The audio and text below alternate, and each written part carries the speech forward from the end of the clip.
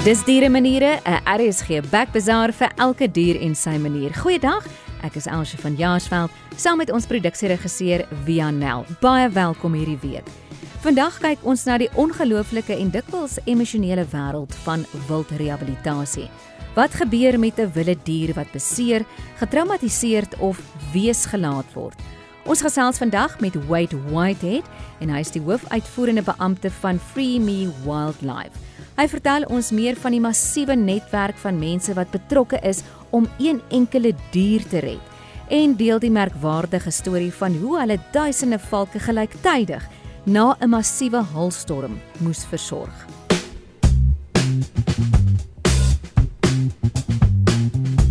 Maar voor Wade by ons aansluit, kom ons kyk eers kortliks na wat verlede week op die program gebeur het.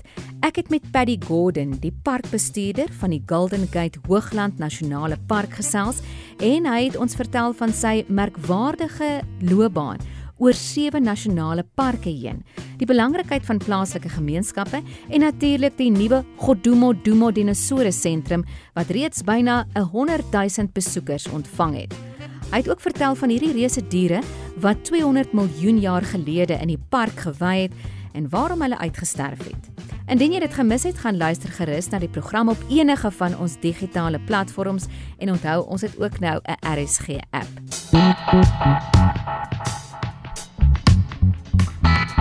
Nou is dit eers tyd vir Wian se gewilde dieregeluide. Kan jy raai watter dier het ons hier?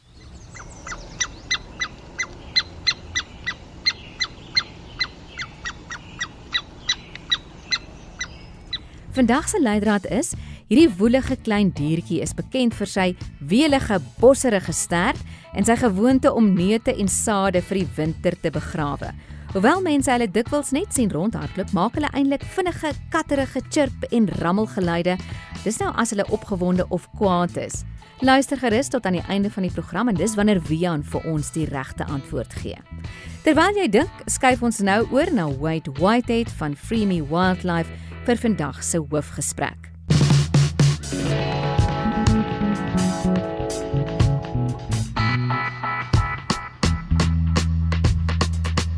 In Dieremaniere gesels ek vandag met Wade Whitehead en hy is die hoofuitvoerende beampte van FreeMe Wildlife. Wade, goeiedag, welkom by Dieremaniere. Goeiedag Elsje, baie dankie vir die geleentheid. FreeMe Wildlife, as ek dit vinnig opsom, maar jy kan vir ons asseblief meer uitbrei. Daar is dalk diere wat in die wild seer gekry het. Julle neem hierdie diere in, julle rehabiliteer hierdie diere en laat weer die diere vry in die natuur. Vertel ons van daardie proses en waar julle ook dan die diere kry wat hulp nodig het. Die meeste van die diere kom in van publiek af, hulle bring dit in of ons natuurbewaringsmense wat die goed vind, konfiskeer en hulle bring dit hier na FreeMe Wildlife toe en ons begin met die goed daarsel werk. So dit kan enige konfliksituasie wees tussen mens en dier. Dis waarin ons spesialiseer.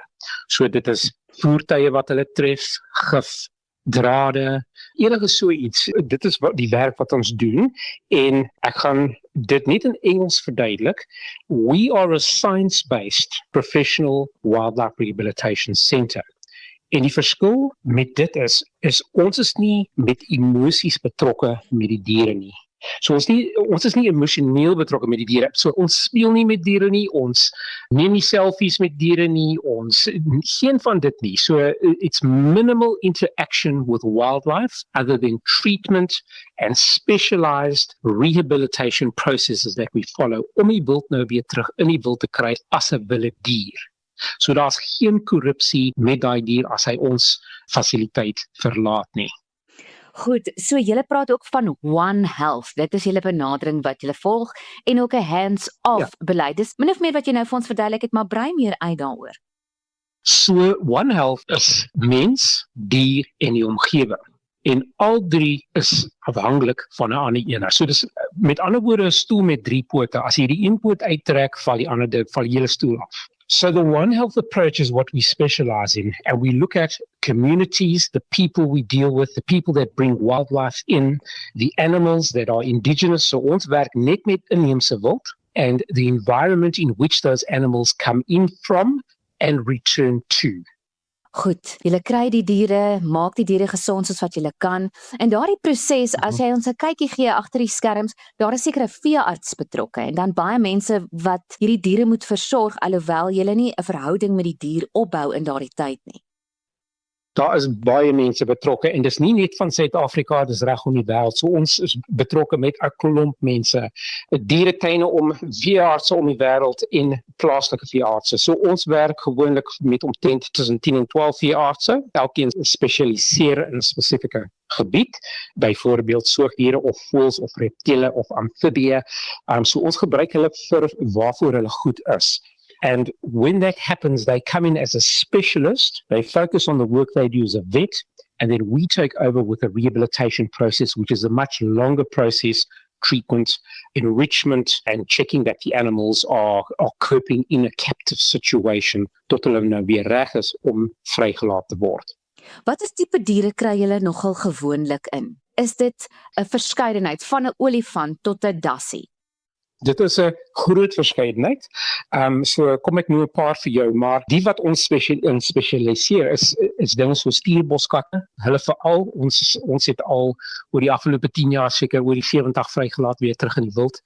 But it is a full spectrum. So our permit conditions, we permitted through the Conservation Authority and DFFE, and our permits are for alle soogdiere, alle voëls, alle reptiele, alle amfibieë en alle ongewervelde diere. So ons dek die volle spektrum. Alhoewel ons nie renosters en olifante tans doen, daar is ander rehabilitasiesenters wat spesialiseer in daai. Ons doen al die kleine diere, wilde diere wat inheems is. Yeah, so what we find, people focus on, let's call it the sexy species, the ones that everybody wants to support, like the rhino. Maar 'n skilpad is net so belangrik. En niemand wil geld gee vir 'n arme ou skilpad. But the role they play in an ecosystem, a rhino compared to a tortoise compared to a termite, is as important as each other. And it's just the media and humanity that makes one species an icon and not another. So almal is net so belangrik soos die ander ene. So ons dek die volle spektrum. Alles wat ander mense nie wil doen nie, doen ons. Julle is in KwaZulu-Natal, watter fasiliteite het julle nodig? Jy het nou gepraat van julle werke eintlik reg oor die wêreld en julle is deel van 'n groter organisasie, so gee vir ons die binnewerke van julle fasiliteite en ook die organisasies internasionaal. Good. What we believe in as a non-profit organization, we are funded by the public. So any knowledge that we grow at FreeMe Wildlife, we share. We do not own it. It's owned by the public realm. So ons deel dit uit aan die publiek soos wat mense vra en ons doen dit op 'n professionele wyse. So we don't hold information back from any person or any organization. En ons het al om die wêreld gewerk, ons werk met Dr. Neil Forbes in the UK. He's the world's leading specialist orthopedic surgeon on birds of prey, San Diego Zoo, people in Australia, France, Germany. Ons werk met mense reg om die wêreld met inligting, met samples. So we are one of the biggest contributors to South African National Biodiversity Institute, the Biobank at SANBI. We send a lot of samples through to them, DNA samples for research. We do a lot of genetics testings through them. Ons is deel van die Lead Task Team South Africa wat deel met loodvergiftiging in die omgewing en in wild. We play a very important role in that when it comes to the lead poisoning cases. Some of our members sit on SAFRING, which is the ringing body of birds for South Africa. Ons deel met CITES. We are providing samples to the Jeff 7 project. So in other words, when they are smuggling parts of animals across international boundaries and nobody knows what those are, they then take DNA samples and they're referenced against what SANBI has and they can then identify the species. Wildlife crimes, ons is baie betrokke daarmee. As die vee diefstal eenheid mense vang wat iets geskiet het, doen ons die nekropsies vir hulle hofsaake. Ons doen dit gratis vir hulle en vir die natuurbewaring ook, as hulle nou sulke sake het. So we are involved in many avenues, en dan is ons ook natuurlik betrokke met die educational side. So we do a lot of education for youngsters, we train facilitators up in biodiversity. So ja, ons is 'n baie klein organisasie. Ons is seker so 15 mense alles saam. Ons dek die hele KwaZulu-Natal met die werk wat ons doen. Ja, ons is baie professioneel met die werk wat ons doen. Ek kan net glo julle is baie professioneel. Hoe lank vat dit gewoonlik om 'n dier te rehabiliteer? Nou kom die dier by julle in. Jy gaan ook nou vir ons waarskynlik sê hoe die dier by julle uiteindelik aankom, maar om 'n dier wat erg getraumatiseerd is of erg seer gekry het te rehabiliteer behoort 'n lang ruk te neem. Dit kan ja. Die langste wat ons al gehad het, ons het al 'n lysgang gehad vir, hy was omtrent 11 maande by ons. Toe is die arme dier dood. Ons het al van die aasvoëls wat loodvergiftiging het, vat 'n paar maande om reg te kom. Kleinvoëls soos jou kraanvoëls, your wattled cranes, which are critically endangered, they come in as chicks. We talk about a 2-week-old chick.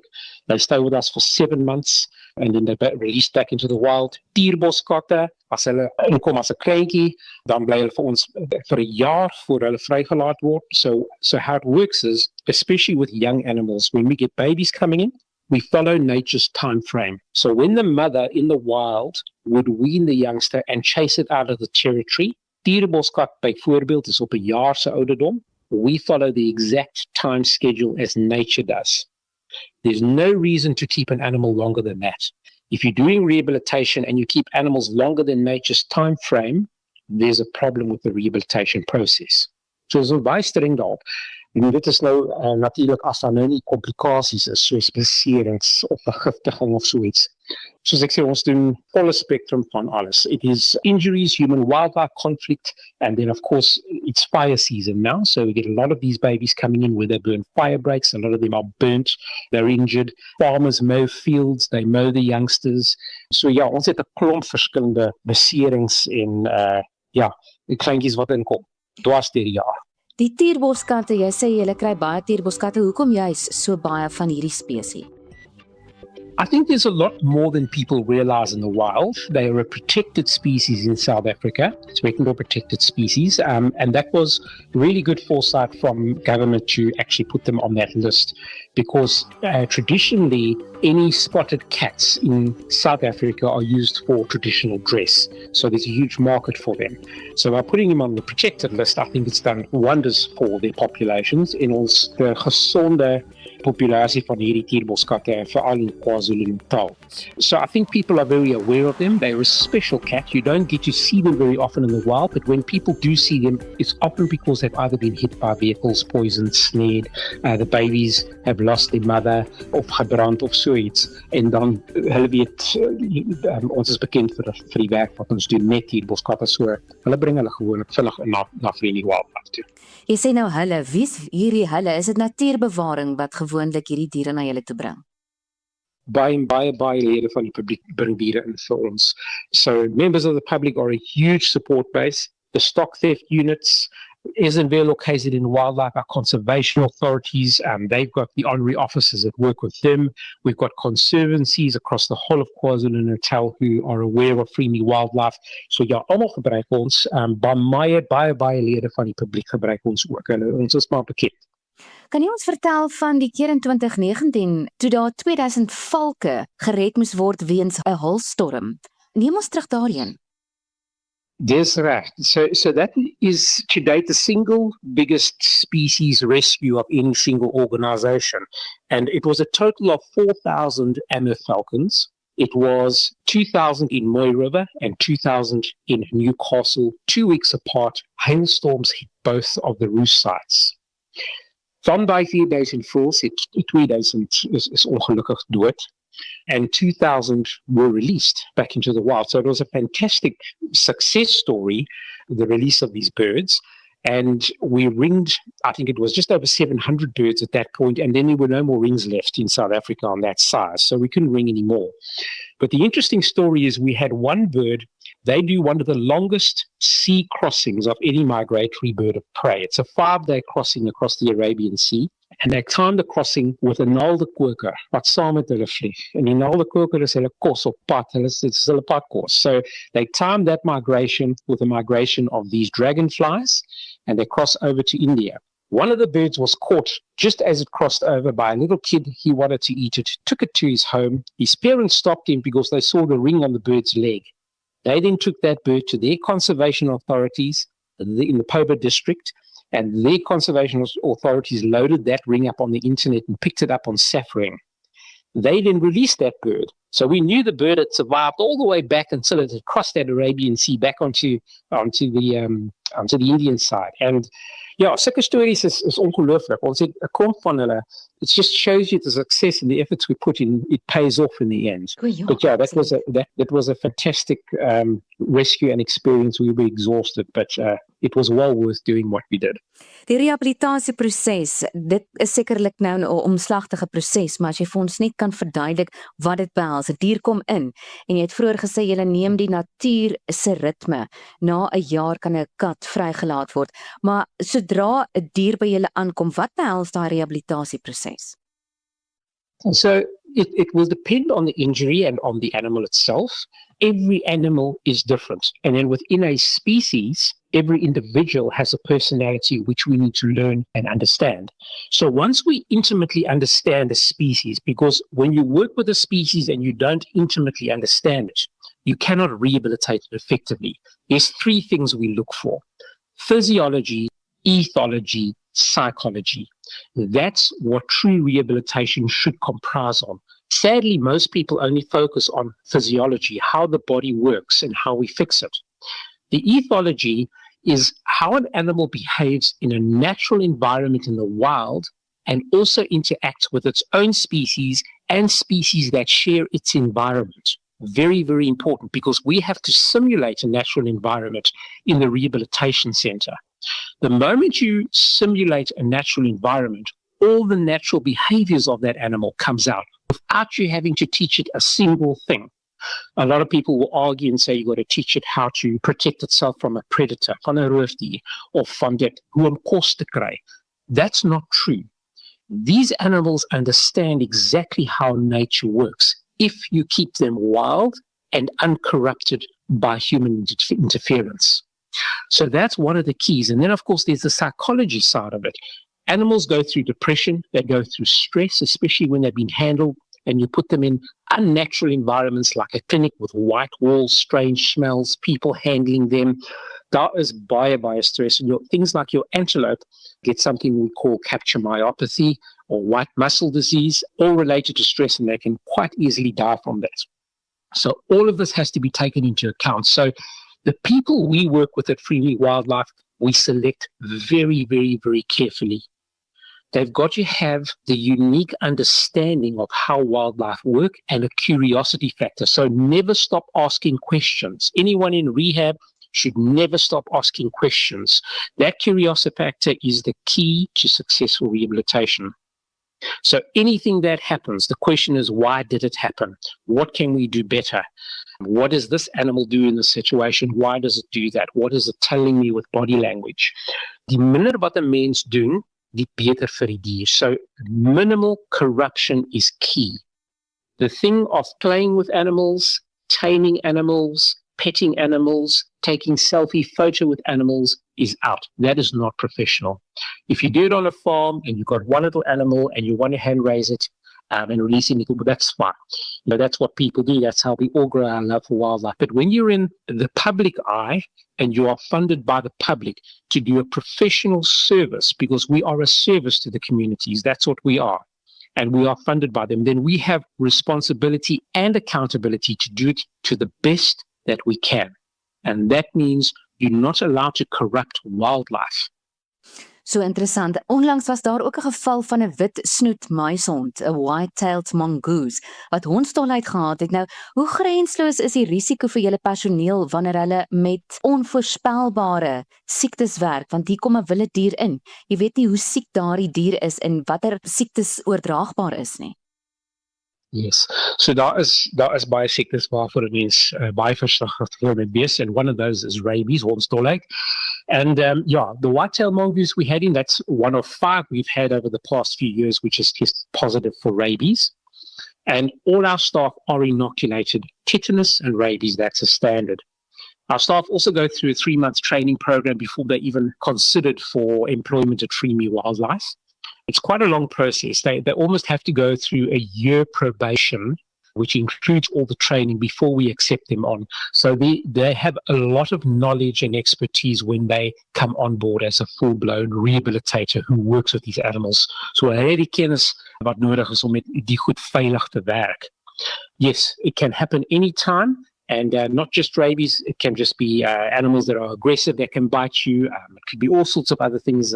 The avian influenza, daar's 'n klomp verskillende siektes wat kan oorgedra word na mens toe. But the other thing is, we can also pass disease onto animals, bats in particular.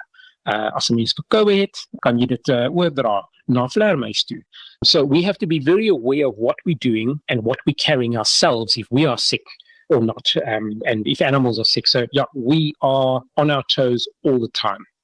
Jy het ook onlangs die FreeMe aerodrome geopen, en dis lyk my 'n spesiale vlugtonnel vir groot roofvoëls, en blykbaar slegs 3 ter wêreld wat beskikbaar is.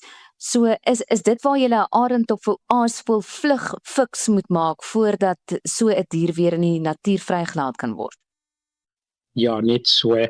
The FreeMe Wildlife Aerodrome was quite a big project and it ended up being the biggest in the world of its kind, which was quite a surprise. We didn't aim to get it to be that big, but it ended up that way. So the whole reason for the aerodrome was to get, in particular, birds of prey fit before release, especially the big ones like vultures, big eagles. What happens is when you rehabilitate a bird like that and you release it into the wild without having it build up fitness, flight fitness, then we get an issue happening on the chest muscles of the bird called green muscle. It's basically bruising. It's very sore and the bird gets grounded, it can't fly. And he'll sit there for a week and now he's susceptible to being caught by predators, not finding food, and often we lose birds like that. So to counteract that, the aerodrome gets birds fit because they fly in a circle. So there's a groot baan waar in hulle vlieg, and we make sure that they are really prepared before we release them back into the wild, being flight fit. And the aerodrome is big enough for us to do the biggest birds. So we do wattled cranes, grey-crowned cranes, blue cranes, marabou storks, vultures, al die verskillende species, arende, die hele klomp, selfs die klein roofvoëls, your black sparrowhawks, and your African goshawks, all of them get a turn in the aerodrome before release so that they build that fitness up. And it's one of the best tools we've ever built and designed for our rehab processes. It works beautifully. Sjoe, dit klink wonderlik. Nou het julle hierdie diere vrygelaat in die natuur. Hoe monitor jy nou of so 'n dier oorleef en goed presteer in sy nuwe omgewing? Very, very important question, because when do we call a rehabilitation process a success? And a lot of people will take a crate to a release site, open the door, release the animal, and everyone's happy. That's a success. That's not a success. That's just a release. The success can take up to 3 years after release. And when we know it's a success is when the animal has integrated with its own species in the wild and it has bred. Very, very difficult to monitor and very expensive. So very few people do that. Even we battle to do it. But some of the ways we do post-release monitoring is through ear tagging. We have little ear tags with numbers on which we put on certain animals. So if they're picked up on a camera trap or somebody sees them in the field, and this is where engagement is so important with landowners and staff, so that they give you that feedback. And we've had some wonderful report backs of all sorts of species we've released many years after release. So ear tags, then we have satellite collars. You'll see if you follow our social media pages. Recently, we've just released 3 servers with satellite collars. Another 2 will be released in the next few weeks. And that we can monitor for over a year. The collars, there's always a question around these things. They look terrible, but they're for research purposes and for knowing what a rehabilitated animal's survival rate is. It is absolutely essential. Otherwise, how do you know if your animals have actually made it and the rehab processes work?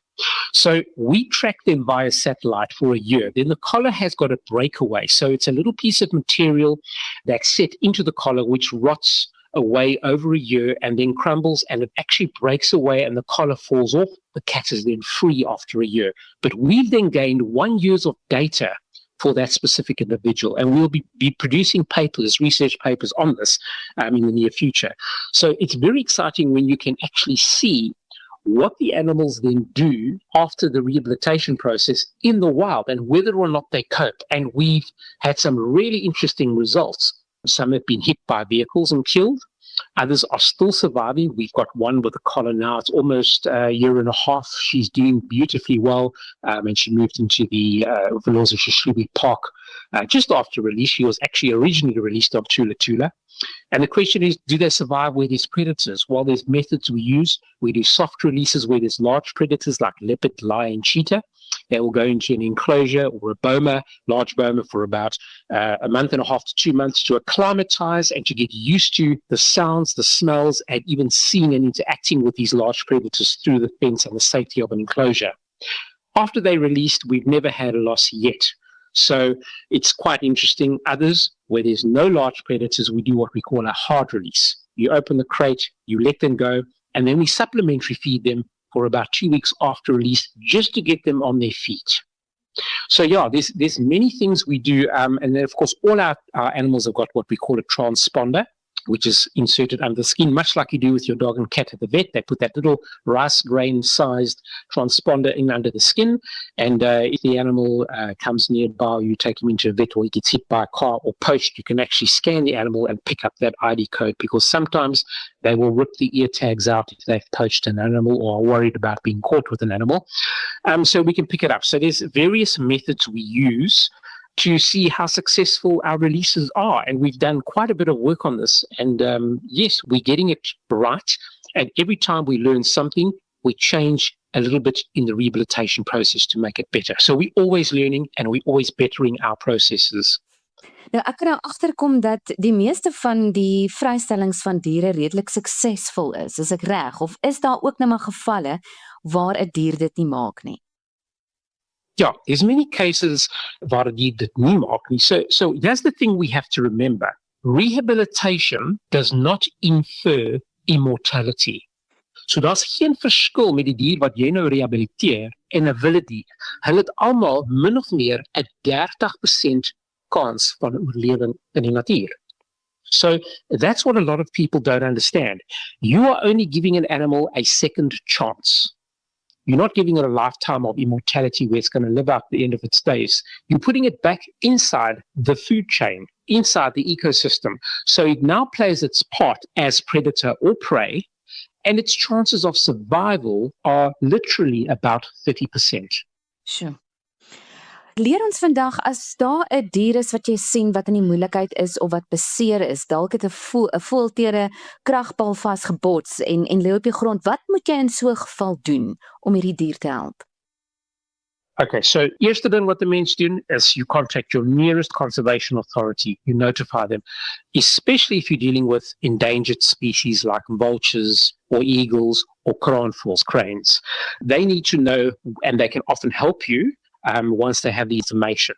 If you can't get hold of your conservation authority, your nearest rehabilitation center, elke provinsie het een of twee of 'n paar van hulle. So get hold of your nearest rehabilitation center. They can assist with information. So they can say, ask you a few questions. What does it look like? Do you see blood? Is it injured? Is it moving? Can it fly? As 'n voël kan vlieg, jy gaan hom nie vang nie. So there's all that kind of thing. And then we will often talk people through how to catch a bird that's injured. Ons het 'n aasvoël hier laas naweek gekry van Harry Smit se kant af. En die beer daar so Kobus, hy was uitstekend geweest. Hy het net met 'n kombers die voël gaan vang. Ons het hom daarmee gehelp en dit halfpad deurgedring en ons het hom daar gaan ontmoet en die voël van hom af gekry. So members of the public are a really, really important part of the work we do and of conservation.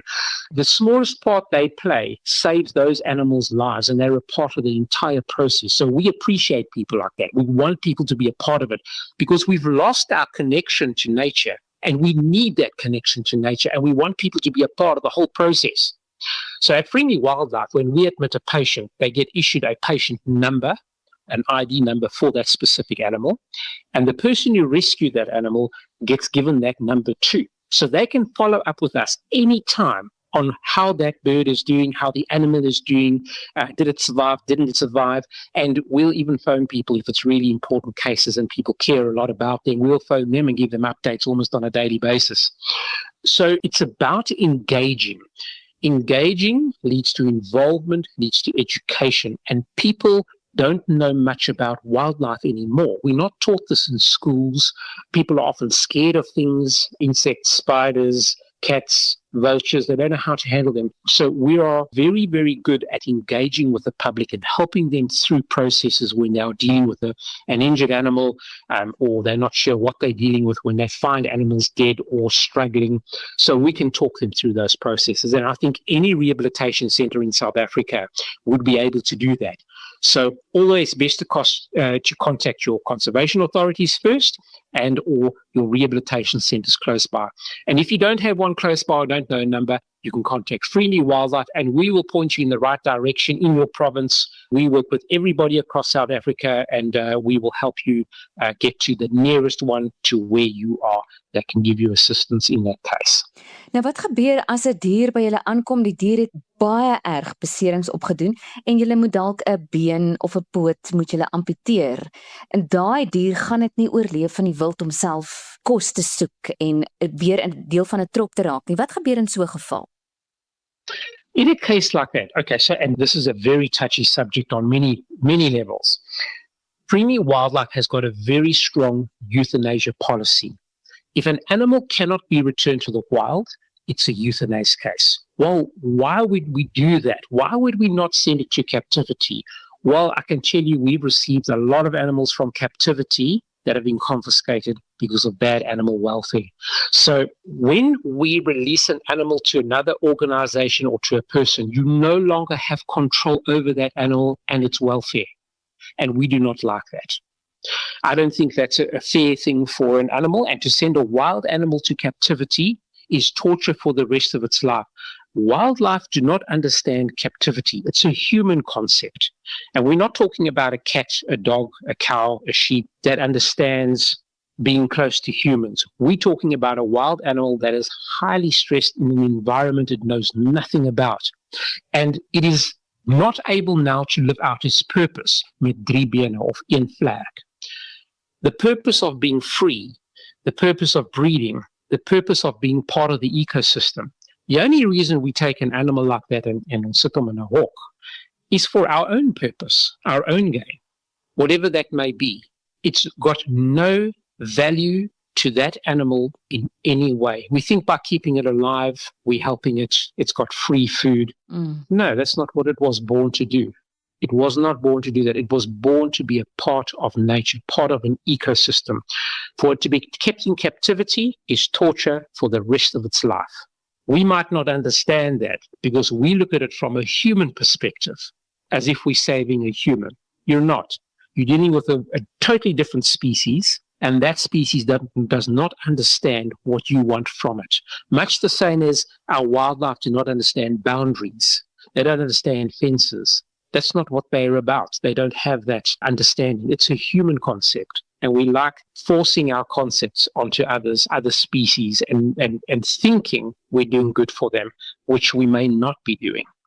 Gesels met ons oor loodvergiftiging en selfs gifstowwe wat gebruik word vir landboupraktyke wat baie nodig is, maar op 'n manier kom hierdie gifstowwe in die wild by die diere uit en dan kan daar vergiftiging plaasvind. Is dit ook iets waarmee jy te kampe het? Ja, we deal a lot with this. Loodvergiftiging is 'n baie groot ding op die oomblik en dit staan vir 'n lang ruk. It's just never been known how lead gets into wildlife like vultures. Studies have been done now. BirdLife, Dr. Linda van den Heever has done some of the most amazing research on this, and at one of the recent hunting exhibitions, we had Justin Henry at one of the stands talking about lead poisoning. So lead poisoning in the environment, where does it come from? And when we're dealing with things like vultures, we're talking about hunting. We're talking about people who use lead ammunition. Lead ammunition leaves residue in a carcass, and often it's die afval wat ons uitgooi in die veld, dis die kop van die bok en die binnegoed, en daar gooi ons dit uit. It contains lead, and birds are extremely susceptible to very small doses of lead, micrograms. So we deal a lot with these vultures coming in that have been feeding on carcasses that were shot, and they often don't make it, they die. A few years back, we had a very interesting case. We were losing cranes. Grey-crowned cranes were coming in, blue cranes were coming in. And we didn't know what was going on until we thought we were going to test for lead. We tested for lead and we found the cranes were getting lead in their diet, and we didn't know how they were getting lead. And one of the cases that came in, which was a klein blaukraan voor kuiken, we did an necropsy on, and we found the lead pellet of a shotgun shell inside the gizzard. So what cranes do is they take little pebbles, stones, they pick it up in the environment because it helps them digest. It goes into the mechanical stomach and it grinds the food up. And you can think it, if you go duck hunting, the shotgun shell that you shoot out over those flays lands somewhere, and it's in the environment. And when cranes walk around looking for pebbles, they pick up these little round shots from the shotgun shells, they swallow them, and one pellet can kill an adult crane very, very quickly. So that was the first discovery. FreeMe Wildlife was responsible for that discovery in cranes. It was quite an interesting one, and we're still getting cranes in with lead poisoning. All the crocodiles in St. Lucia, for example, here in KwaZulu-Natal, all of them carry lead. Where do they get lead from? We think it's from picking up the sinkers from fishermen. They swallow rocks, also aids with digestion, and every single crocodile they've tested over the years has high levels of lead stored in the fat in the tails. So lead is a terrible thing in our environment. Another thing we deal with is rodenticide poisoning, rotgif, and it's used all over the place by everybody, and there is no safe rat poison on the market anywhere, regardless of what the packaging tells you. It all is poison and it kills wildlife. One of the servals we released this year, it was released in the Camberg region here in the Midlands of KwaZulu-Natal. It was doing quite well. It survived just over a month, and we got a call and the animal was found dead. So we went through quickly, we collected the animal, we did a necropsy, and we found rodenticide poisoning was the guilty party that's killed this animal.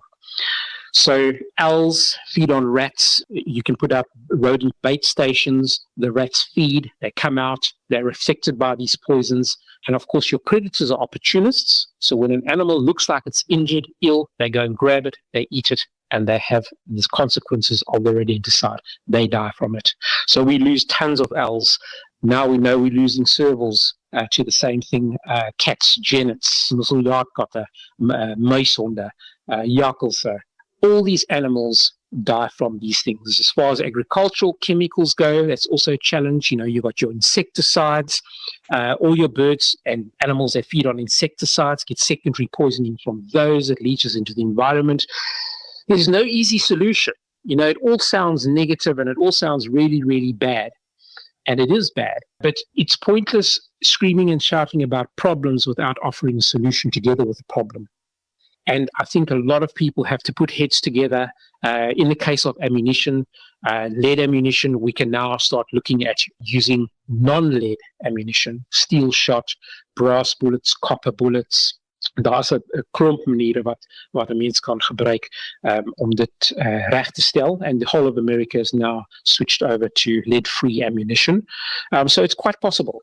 And I think South Africa is on the right track. We are looking at it in many avenues, and people are slowly moving over to it as the realization hits them of how bad lead in the environment actually is. So yes, we deal with a lot of different cases.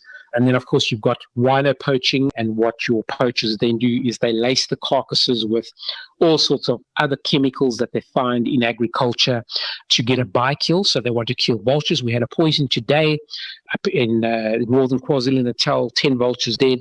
And these are critically endangered birds. Every single one counts, and every one that dies, you lose generations of breeding of these birds. So it's really a delicate subject, and one we have to address with seriousness as well. So yes, they lace carcasses. These birds die from feeding on the poisoned carcass. The heads and the feet are harvested for muti. So apart from getting a rhino horn for money, you now have a by-kill that can bring quite a bit of money as well. So yeah, we deal with a lot of these things. Sure. Kan jy vir ons 'n idee gee, die diere wat julle tans daar by die rehabilitasiesentrum het, mag jy vir ons vertel van die diere wat julle tans help? So we've got a whole bunch of tortoises, firstly. So we've got about 45 tortoises in care. That is bergskilpad, leopard tortoises, eastern hinge tortoises, Natal hinge tortoises, die wat voorkom in KwaZulu-Natal. Die bergskilpaaie, interesting case, we've done, we call something called the Tortoise Project, which we've been running for the last 9 years. It took us about 8 years to get this off the ground. And the first legal, ethical, and responsible releases of leopard tortoises were carried out in February 2023 in the Eastern Cape by us through the Tortoise Project. So we genetically test them. So we can pinpoint in South Africa where these tortoises originated from, and we actually send them home. We fly them back and we send them home. We've got servals in. Dit is diereboskatte op die oomblik. Hulle het nou uitgaan. Hulle was al 'n jaar gewees hier by ons. Hulle is nou reg om te gaan. We have a youngster that's just come in, a kitten, that we hand raising. Ons het misseljaardkatte ook in. 3 van hulle. That is your large spotted genets. Ons het 'n valboskat in van Kokstad se omgewing. That's a little African wildcat. We've got wattled crane in. We've got grey-crowned cranes, which we're hand-raising. They're starting to fly now, so nearly ready for release. We've got whiteback vultures. We've got cape vultures. Those are, a lot of them are lead poisoning. And then we've got... Sure, let me think. Spotted eagle owl, of course, there's no owl season. It's breeding season for them now through the winter months. That's when they breed. So ons het baie nonnetjies eile wat nou tans in is. Kuikentjies, some fall down the chimneys. Others get blown out by these heavy winds we've had. They get blown out of these tall palm trees. They can't get back up to the nests. People can't get them up. So they bring them in. We hand raise them. We release them. And then, of course, your groot oor-uil, your spotted eagle owl are one of the most common ones we get in. We've got a whole bunch of them in as well. So, yes, and then boksoorte wat ons in het, ons het 'n zebra, dis nou nie 'n boksoort, maar een wat nou amper reg is om uit te gaan. We've got blesbokkies, ons het rooi bokkies, ons het duikertjies, ons het bosbokke, ons het nyalas. So ja, ons hande is vol op die oomblik. We've got banded mongoose in as well, they're nearly ready for release. And then, of course, there's a whole bunch of other birds that we have, doves and sparrows en al die gewone tuinvoëls wat 'n mens kry. Ons kry baie van hulle in reg deur die jaar. Sjoe, dis wonderlik. Maar waarheen stuur julle nou hierdie diere? Waar gaan julle hulle vrylaat? So our policy at FreeMe Wildlife is we return every animal to point of origin. So we send them back to where they came from. And why is that important? Because genetically, they've evolved to survive where they were born. Especially when you deal with things like reptiles, slange. If you are moving snakes more than 10 kilometers from where you found them, you're doing them a disservice. You've got to remember genetics when we deal with this thing as well. So we try to return to point of origin as much as possible, but sometimes we can't do that because there's either construction happening there, big estates are being built, or there's too much poaching in an area, or it comes from an urban environment, from interiors of cities where people don't want them anymore, or there's too much danger. So we then look for a safe haven as close as possible to point of origin, of a natuurreservaat, a conservancy, a plaas, any sort of conservation conscious area that we can utilize. And if we can't, then it'll actually go into a release or a reintroduction program to some of the bigger reserves that we work with, like Wild Tomorrow up in the Zululand area, the Babanango Game Reserve. We've released quite a number of animals there. But point of origin is key. That's the first option always. Dis so 'n wonderlike storie wat jy vandag vir ons vertel het. Baie dankie. Net so ten slotte, julle moet nou ook fondse insamel. Ek kan nou hoor daar's baie kundige mense wat betrokke moet wees by rehabilitasie, dan die logistiek, die vervoer van hierdie diere. Dit is 'n baie fyn werk om te doen. Julle versamel ook geld deur produkte wat julle verkoop en dan is dit donasies van die publiek, is ek reg? That is correct, yeah. So ons het 'n klomp goed op die website. You can go to freemewildlife.org. You'll see we've got L boxes, and these can be sold across South Africa. We courier them to you. L boxes, bat boxes, bee hotels. Ons het selfs 'n wyn wat uitgebring is hierdie jaar. Wonderlike rooi wyn, as jy rooi wyn geniet. It's worth buying a bottle and trying that. That can also be couriered to you. Other than that, we are supported by members of the public through donations. We rely heavily on people to donate, and particularly for running costs. Running costs are the most difficult thing for a non-profit to cover. easy to get an enclosure built. People donate materials, they donate money towards these things because it's tangible, they can see it. And that's wonderful. It's easy for us to get donations to do those things. What's not easy is to cover running costs. That's the biggest challenge we have. And our centre in Howick, our running costs a month are just over 200,000 Rand, and that's on average throughout the year. We are now opening a second centre up in the Zululand region, a much bigger centre, which will be up and running hopefully by the end of this year.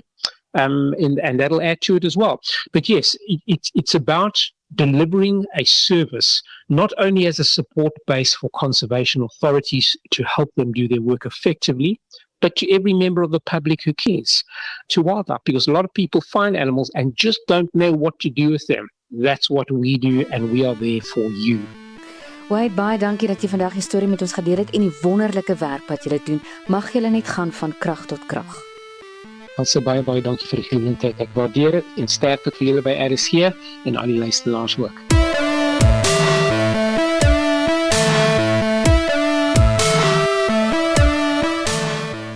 Wat 'n inspirerende verhaal om te weet. Daar is mense soos Wade en sy span wat hulle lewens daaraan wy om hierdie diere 'n tweede kans op die lewe te gee. Gaan kyk gerus op hulle webtuiste hoe jy hierdie wonderlike organisasie finansiëel of met jou tyd kan ondersteun. Bian, ons is terug by jou vir vandag se dieregeleide, net gou weer die klank.